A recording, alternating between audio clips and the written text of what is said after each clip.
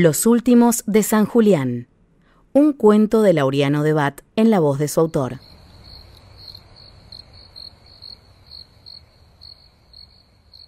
El último día de Aldo Martínez no fue muy distinto a otros, y tampoco había motivo aparente para que lo fuera. San Julián no brindaba demasiadas posibilidades para concretar esa diferencia. Así que ni bien se despertó, saltó de la cama. Odiaba ser fiaca. Una tos seca interrumpió sus bostezos, y enseguida comenzó a vestirse, porque en la casa uno siempre tiene que andar vestido. Se acomodó las bombachas de grafa sobre los calzoncillos largos, se ajustó la camisa hasta el último botón y se cubrió el torso con la polera de lana que usaba para trabajar en invierno. Se lavó la cara con un jabón de pan, escupió saliva y mocos en la pileta del baño y fue a la cocina para poner la pava. Se tomó unos cuantos mates bien calientes, con mucho azúcar. Masticó un pedazo de galleta con algo del chorizo seco que todavía quedaba de la última carneada de los Malnati, se calzó la gorra y salió. Había un sol bastante intenso recién pasadas las 9. Le dio mucho gusto sentirlo de lleno en la cara mientras les echaba maíz a las gallinas, pero igual hacía frío y empezó a moquear. La lluvia por fin se había dejado de joder desde hacía una semana, pero en la radio decían que pronto habría sudestada, así que tenía que apurarse y seguir desmontando mientras estuviera seco. Además, toda la leña que tenía para vender se le había echado a perder por culpa del hijo de puta ese de Larsen, que le dijo que vendría desde Los Cardos para ayudarle a cambiar la chapa del techo del galpón. Él no podía solo, aunque lo intentó y siguió intentando, pero ya no podía. ¿A quién le pediría ayuda en este pueblo de mierda? Le deseó una dolorosa muerte por cirrosis a ese dinamarqués mugriento. Estiró un brazo hacia la caja de su camioneta buscando el bidón de nafta. Desenroscó la tapa y volcó combustible en el depósito de la motosierra. Metió el dedo en el tanque para comprobar que estuviera lleno. Se lo limpió con la lengua y arrancó. Las ruedas de la rastrojera mordieron la tierra seca, que consiguió resistir durante unos segundos al deslizamiento del caucho. Aldo estaba acostumbrado a los tosidos famélicos del motor. Aún así, hoy también tuvo ganas de escuchar el cassette de Fabio, pero un trapo grasiento, unos tornillos desparramados y el atado de particulares en el hueco donde hace mucho hubo una casetera cumplían la función de aceptar y naturalizar la ausencia definitiva del aparato. Al pasar por el bar Savoy, volvió a mirar su fachada. Le brotaba cierto orgullo de arraigo, muy leve pero genuino, cada vez que hacía esto, y se juraba a sí mismo que no hubo un solo día en que no hubiera mirado para el Savoy cada vez que pasaba por ahí con su camioneta. Hacía años que le costaba distinguir un nuevo matiz del deterioro externo del único bar que hubo alguna vez en San Julián. Pero esto parecía importarle poco, porque la mirada de Aldo trataba de traspasar las paredes e intentaba exorcizar los fantasmas que quizás seguían deambulando en las mesas polvorientas y oscurecidas por las ventanas tapiadas con maderas. El sol irradiaba cada vez más calor. Podía sentirlo en el dorso de la mano izquierda, apoyado en el marco de la ventanilla abierta. Le gustaba ese placer gatuno en la piel, mezclado con el frío viento sureño, que tampoco daba tregua. Llegando a la escuela número 6, se giró hacia el retrovisor para comprobar si llevaba la bordeadora. Como siempre, no la llevaba. Podía volver a su casa para recogerla. La distancia era ridículamente corta, pero la gente de esta zona no suele hacer estas cosas, y siempre se arregla con lo que lleva, sin chistar. Detuvo la rastrojera en la puerta de la escuela y se bajó sin ninguna herramienta. La caja sí que la tenía, pero parece que no había nada dentro que pudiera servirle. Los yuyos más altos solían ser siempre los que tapaban un acceso cómodo por la puerta de entrada, como si la naturaleza quisiera resaltar estratégicamente que hacía muchos años que ya nadie transitaba por allí.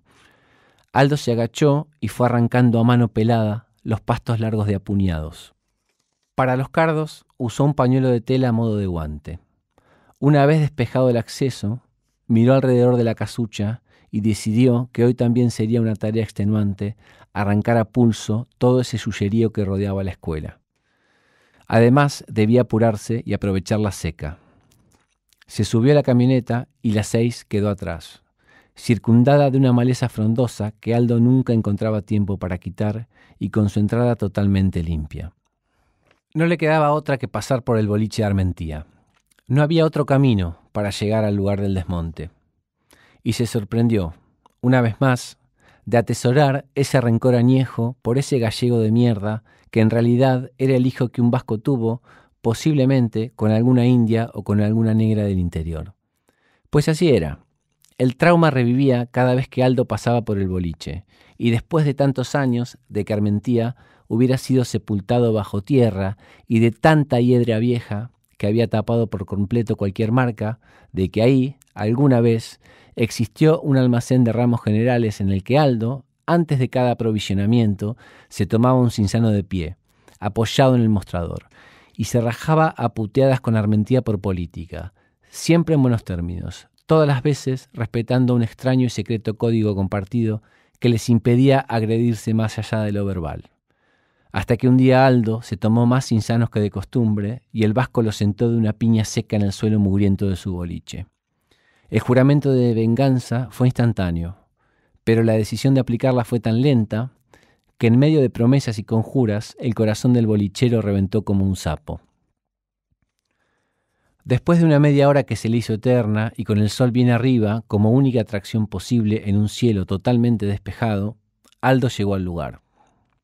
Solo cuando estaba trabajando disfrutaba del discurrir del tiempo. Cualquier otra situación lo hacía sentir como suspendido en una nada monótona que a medida que envejecía le costaba más tolerar. Y hacía años que había dejado de parecerle divertido esquivar los baches y las lagunitas que se formaban de manera irregular en todos los caminos que cruzaban San Julián. Estuvo talando durante 2 horas, tal vez 3. Daba un poco igual contar las horas en San Julián. Y a Aldo le tenía sin cuidado la medición del tiempo. Hacía mucho que no usaba reloj.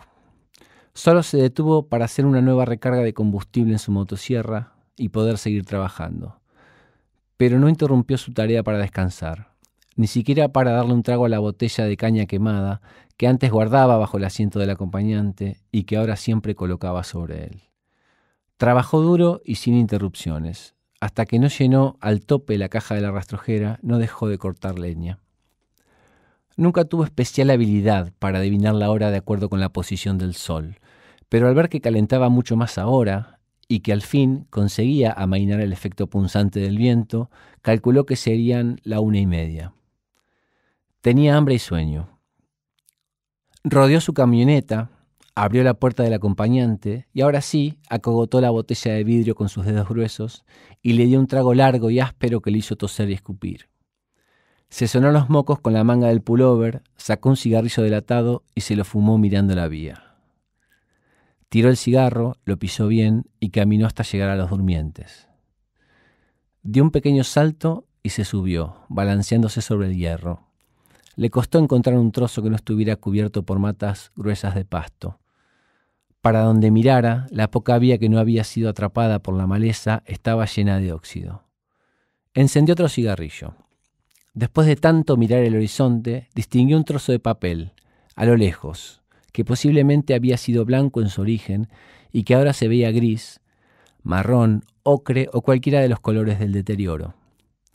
Alcanzó a distinguir una M y una O impresas en color negro, algún vivo rojo o naranja, y supuso que sería una bolsa de cemento loma negra, pero no se acercó a comprobarlo. Lanzó una sonora carcajada que si alguien la hubiera escuchado, no habría sabido separar la tristeza de la ironía, y volvió a la camioneta, secándose la transpiración de la frente con la manga del pullover.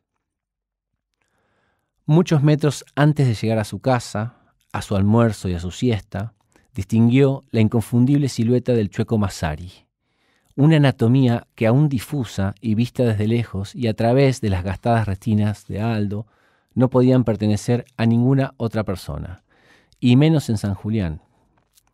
Cuando detuvo la camioneta, se lamentó no haber aceptado el cachorro de ovejero alemán que le quiso regalar la vieja Mayo y que ahora mismo, en este instante, sería un perro adulto y feroz. Justo en el momento en que la rastrojera dejó de toser, no antes, el Chueco se persignó con toda la paciencia del mundo, exagerando la lentitud de cada uno de los 5 pasos del ritual. Las piernas arqueadas y tensas, las alpargatas bien aferradas al suelo. La transpiración de Aldo se volvió fría y se tocó el bolsillo izquierdo del pantalón. Fue un movimiento reflejo que no pudo evitar. Sabía perfectamente que no llevaba su navaja porque habría sentido el acero en su pierna. Con la mano izquierda tanteó la manija de la puerta y con la derecha el mango de la motosierra, deseando que aún le quedara algo de combustible dentro del depósito. No sabría si tenía tiempo de abrir el bidón y hacer una recarga. Fue una batalla corta. Eso es lo único que más o menos pudo deducir la policía forense sobre la duración de la pelea, que los muchachos tardaron más en desangrarse que en enfrentarse. Aldo se bajó de la camioneta y Massari, sin mediar palabra, se llevó la mano detrás de la cintura. Aldo no dudó, encendió su motosierra y lo alivió sentir el rugido del motor alimentándose del poco combustible que afortunadamente quedaba. El chueco le tiró un pontazo a la altura de la panza, que Aldo esquivó con destreza, pero sin contar con un movimiento lateral y corrector de su contrincante, que consiguió clavarle el cuchillo bajo la axila. Massari puso tal pericia en esa segunda puñalada que olvidó lo vital que hubiera sido prever, él también, una rápida reacción de Martínez o contar con que tendría que esquivar una motosierra. Al sentir el cuchillo entrando en su cuerpo, Aldo soltó la máquina encendida y mientras se tapaba el agujero con las manos embadurnadas en su propia sangre, tuvo la leve satisfacción al ver cómo la hoja de la motosierra daba dentelladas histéricas sobre la carne de ese chueco de mierda. El último día de Alfredo Massari está a punto de acabar. Los vértices irregulares de su piel desgarrada vuelven a juntarse en un mismo y oscuro magma. La sangre regresa a sus arterias, el cuchillo se mete en su vaina y el tractor da marcha atrás para transitar las 4 calles que separan la casa de Aldo de la suya. El caminero empieza a desandar el camino. Un líquido turbio salta de un vaso engrasado 1, 2, 3, 7 veces hacia una botella verde que se cierra herméticamente y va a parar a una alacena. El chueco tiene ganas de chupar, lo necesita, siempre tiene ganas, pero hoy es distinto y pretende abrir esa botella y tomársela toda. Podrían haber sido 2 si no fuera porque en la radio decían que se venía la sudestada, y si no terminaba lo que había empezado a hacer ayer, tendría que hacer todo otra vez, y el trabajo ya hecho sería el pedo. El tractor pone la marcha atrás y se aleja de la casa de Massari, mientras los rayos del sol van perdiendo la cólera del mediodía. Al pasar por el Savoy, el conductor se ve ganando guita en la mesa de tute e invitando la próxima ronda de whisky para los perdedores. Desde el vehículo, las pocas casas que quedan en San Julián, todas convertidas en taperas, se suceden en un plano invertido. El chueco detiene el tractor en un terreno de tosquilla completamente plano y el rolo aplanador rebobina y desciende hasta tocar el suelo.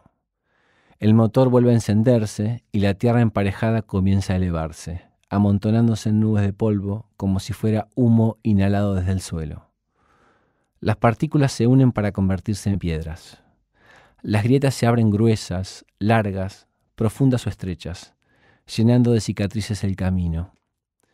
Pequeñas lomas desparejas comienzan a emerger de la superficie plana y el tractor se detiene frente al campo del escocés Cameron, que sigue sin poder acceder a su latifundio porque el camino está hecho un desastre por la lluvia y el viento de la semana pasada.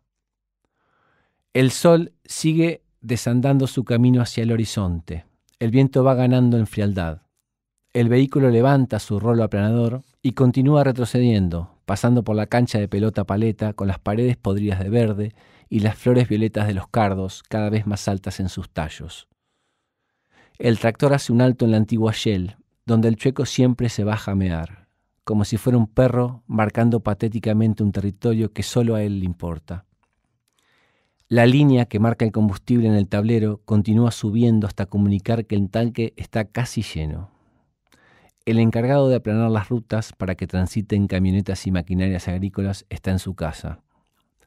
Massari tiembla en la mesa de la cocina. La mañana apenas comienza y el frío le cala los huesos. Unas migas mojadas salen de la boca del caminero, se convierten en trozos de pan duro en sus manos y se unen en galletas que van a parar a una bolsa de arpillera colgada en la pared.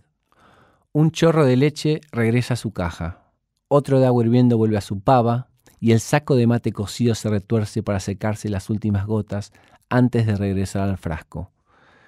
El chueco retrocede hacia su cama y se sienta. Acaba de despertarse. Escucha la intensidad del viento y abre una ventana para sentir el aroma transportado de los eucaliptus, pero no le llega nada. Abre una endija de la persiana de su dormitorio, esperando ver intactos los 3 últimos árboles que le quedan sin talar en su terreno. Pero no están, y como los troncos no regresan a sus raíces, se jura que ahora sí, que esta será la última vez. Tardaron varios días en encontrar los cadáveres. Un peón del escocés fue el que se dio cuenta, por el olor. Un tipo de campo, muy vaqueano, con el olfato tan entrenado como para percibir la diferencia entre la osamenta de una vaca y los cuerpos de 2 cristianos muertos. Las sutilezas de 2 tipos de pestilencia. El tipo solo podía fiarse de su nariz, porque los chimangos, siempre hambrientos de carroña, hacía muchos años que ni se molestaban en pasar por ahí.